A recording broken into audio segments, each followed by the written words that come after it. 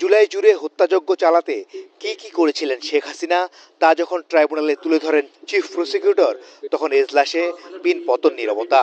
দেশের ইতিহাসে প্রথমবারের মতো সরাসরি সম্প্রচার হওয়া এই বিচার হয়তো দিল্লিতে বসে দেখছিলেন সাবেক প্রধানমন্ত্রী।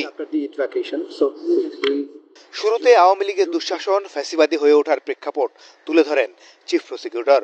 13টি ভলিউমে 8,500 পৃষ্ঠার অভিযোগপত্র তুলে ধরা হয় গুম, খুন ও নির্যাতনের বর্ণনা।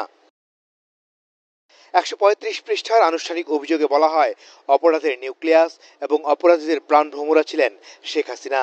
গ্যাং অফ ফোর হিসেবে ওবায়দুল কাদের, আসাদুজ্জামান খান কামাল, সালমান এফ রহমান ও আনিসুল হকের নাম আদালতে তুলে ধরেন তাজুল ইসলাম। জানান তাদের নির্দেশনা, পরিকল্পনা উস্কানিতে সারা দেশে চালানো হয়েছে নির্বিচারে হত্যাযজ্ঞ। শেখ হাসিনার উপরোক্ত উস্কানিমূলক বক্তব্যের প্রেক্ষিতে তৎকালীন সরকারের স্বরাষ্ট্রমন্ত্রী আসাদুজ্জামান খান কামাল, তৎকালীন আইজিপি চৌধুরী আব্দুল্লাল মামুন তাদের অধীনস্থ আইন শৃঙ্খলা বাহিনীর সদস্যদের নিরীহ নিরস্ত্র আন্দোলনকারীদের উপর সশস্ত্র আক্রমণ চালানোর নির্দেশনা প্রদান করেন। এই সকল সশস্ত্র আক্রমণের ধারাবাহিকতায় 5ই আগস্ট 2024 পর্যন্ত সারা দেশে 1.5 সহস্রাধিক মানুষকে হত্যা করা হয়, 25 সহস্রাধিক মানুষকে গুরুতর জখম করা হয়। সজন সিপিবিসি পাইপ বাংলাদেশের 1 নম্বর এনএসএফ সার্টিফাইড সিপিবিসি ব্র্যান্ড।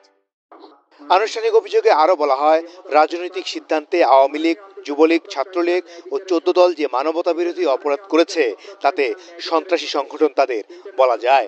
যেহেতু আওয়ামী লীগ, যুবলীগ, ছাত্রলীগ সহ তাদের অঙ্গ সংগঠন এবং 14 দলীয় জোট রাজনৈতিক সিদ্ধান্ত নিয়ে নিরীহ নিরস্ত্র ছাত্র জনতার উপরে যে মানবতা বিরোধী অপরাধ সংগঠন করেছে তাদেরকে ক্রিমিনাল অর্গানাইজেশন বা অপরাধী সংগঠন হিসেবে গণ্য করার শামিল। এদিকে শেখ হাসিনা সহ 3 জনের সর্বোচ্চ শাস্তি ও সম্পত্তি বাজেয়াপ্তের আবেদন করেছে প্রসিকিউশন। শেখ হাসিনা ও আসাদুজ্জামান খান কামালের বিরুদ্ধে নতুন করে গ্রেপ্তারি পরোয়ানা জারি করেন ট্রাইব্যুনাল। বিচারের মাধ্যমে একটা সমাজে শান্তি এবং স্থিতিশীলতা প্রতিষ্ঠিত হয়।